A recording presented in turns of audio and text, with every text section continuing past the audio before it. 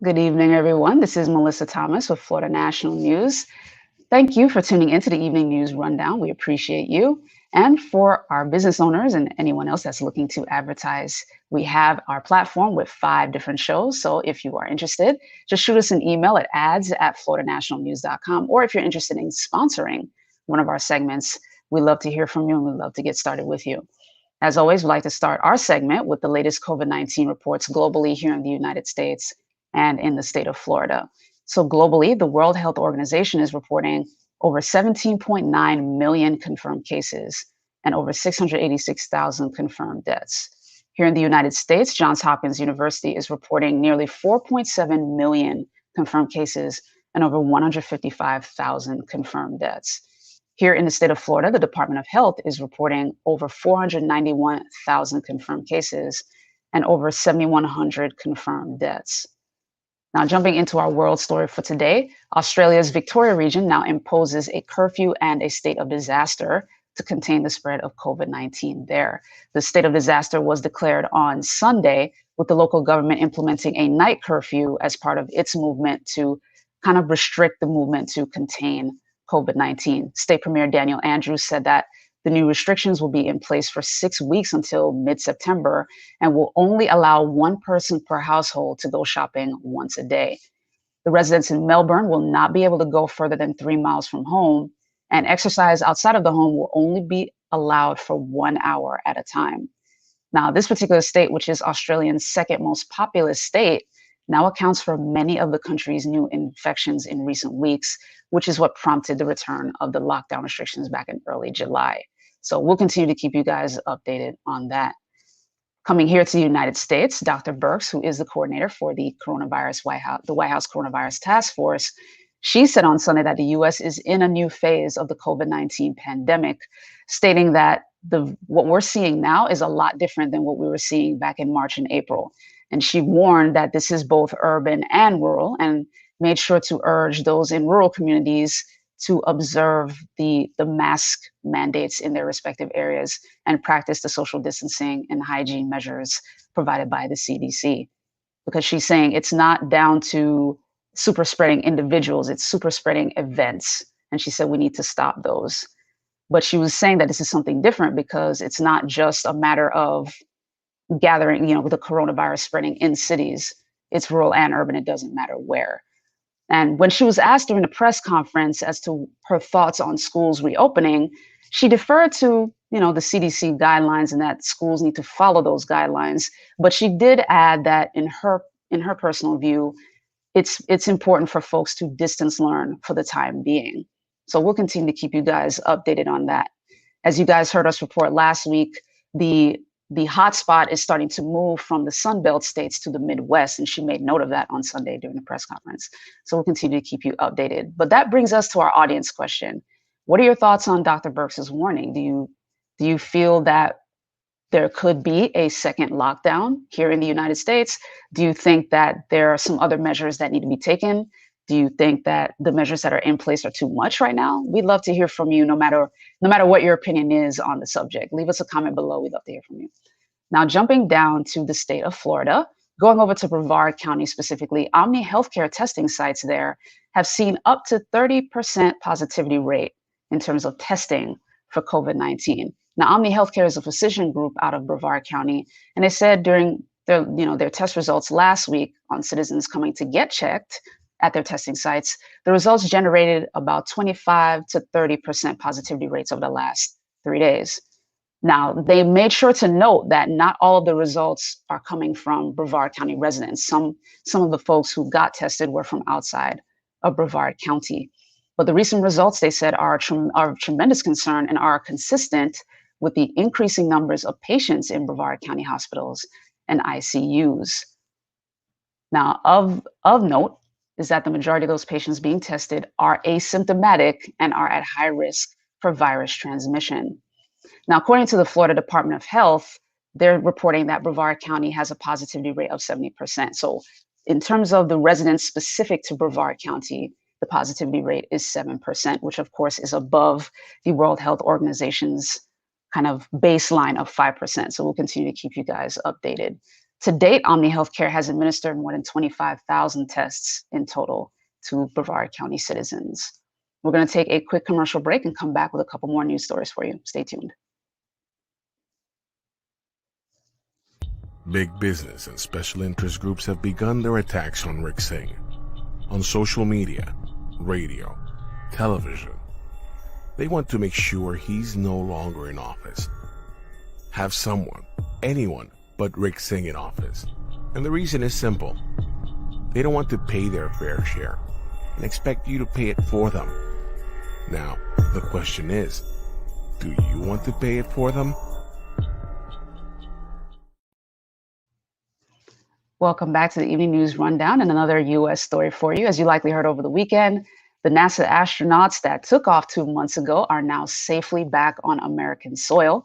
They returned and landed on Sunday. Of course, these are NASA astronauts Doug Hurley and Bob Behnken. Congrats to them. They had, of course, taken off 2 months ago to go to the International Space Station. They landed off the coast of Pensacola yesterday at 2:48 p.m. Eastern Time. And of course, as they came out, the first one to come out was Behnken. He made sure to give the thumbs up to the recovery team to let everyone know that he was okay. And Hurley followed shortly after, also giving them a thumbs up. And of course, they came out of the hatch at 3:59 p.m.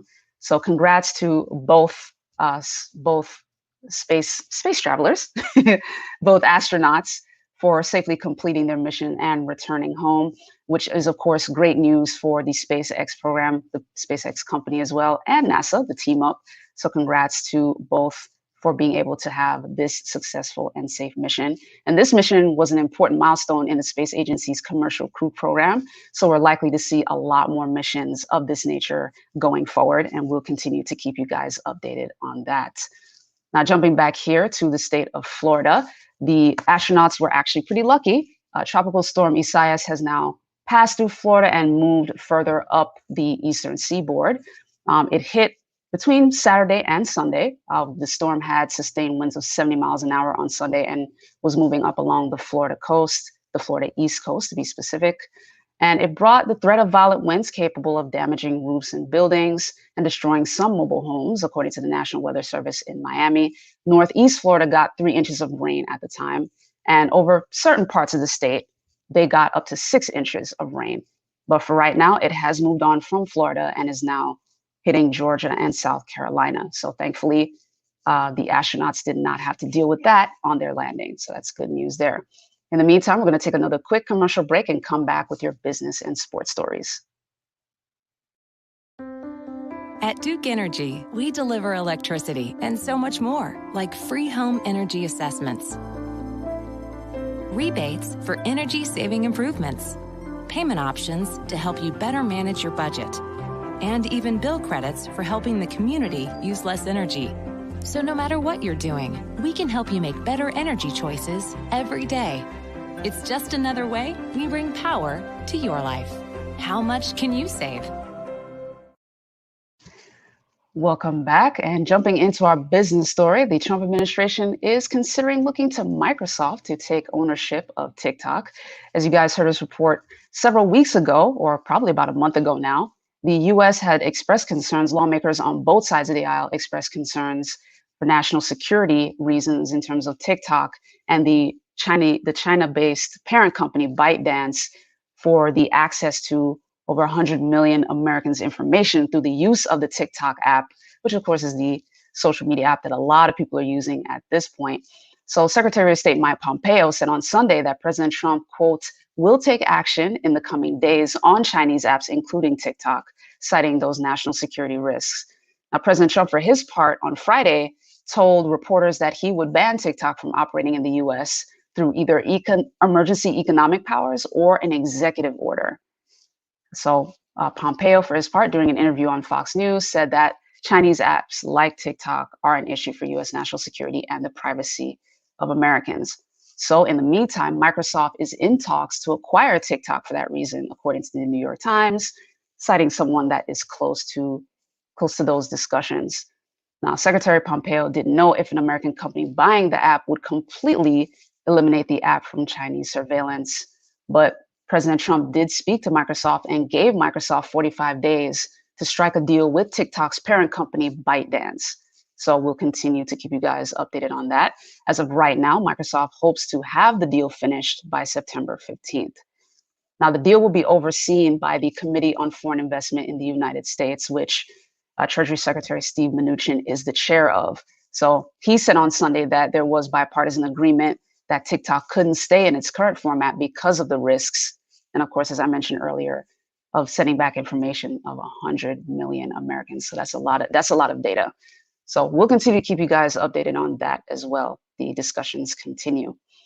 In the meantime, jumping into sports very quickly, you guys have been hearing us give you some Major League Baseball updates. And the latest one is that despite several teams having to postpone their games due to COVID-19 outbreaks in their respective teams, the MLB commissioner has decided the season will continue. He said, quite simply, quote, "We are playing.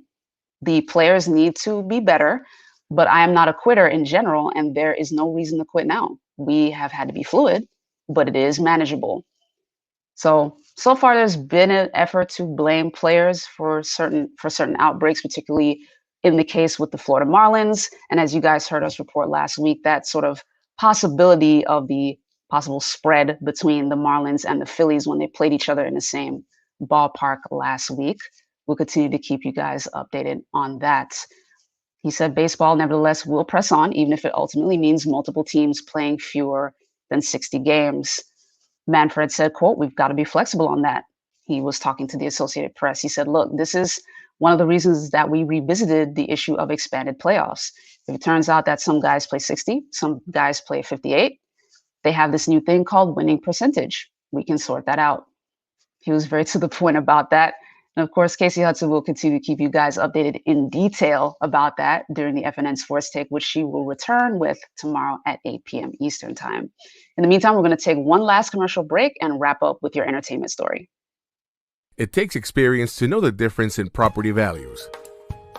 For example, this business is not the same as this business. And this house is definitely not the same as this house. And this, well, this is definitely not the same as this. And that's why it's important to have someone who understands true property appraisals to help our community grow, while making sure everyone pays their fair share. Because experience matters. Re-elect Rick Singh for Orange County Property Appraiser. All right, everyone, welcome back as we wrap up with your entertainment story. You guys have heard us share story after story about different corporations and different celebrities that are taking the diversity initiative very seriously. And Ryan Reynolds is the latest celebrity to go ahead and make that step. He is launching a diversity program to train minorities to work in the film industry. His initiative is called the Group Effort Initiative, very broad, but also very, very universal. He says, quote, "Making a film is a group effort, but for entirely too long, that group has systematically excluded Black, Indigenous, people of color, and several other marginalized communities. This is a global problem which will not be fixed overnight, but change can start locally and immediately." So congrats to Ryan Reynolds. He is going to implement this program here very soon.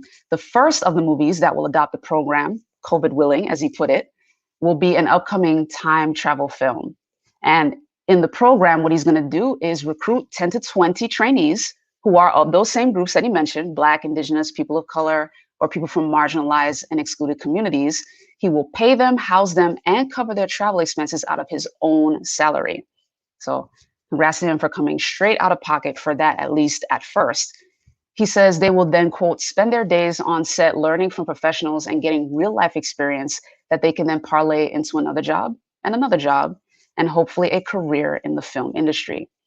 Other upcoming projects on Reynolds' slate include a live action Dragon's Lair game adaptation for Netflix, a new Clue movie, and a musical version of A Christmas Carol for Apple TV. So he said, quote, "This is a long overdue action, but I've got to thank Netflix and I have to thank Skydance for letting us do this." Now, he said that in a video message accompanying the announcement.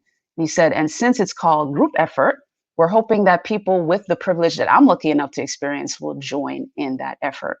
So again, congrats to Ryan Reynolds for taking a huge step to basically be the change that he wants to see in the world. And we'll continue to keep you guys updated as we see more celebrities and corporations and other leaders as well doing the same thing. But that does it here for us at the Evening News Rundown, guys. Thank you so much, as always, for tuning in. If you haven't yet, be sure to like, follow, and subscribe. You'll find us at Florida National News on Facebook, YouTube, and Instagram.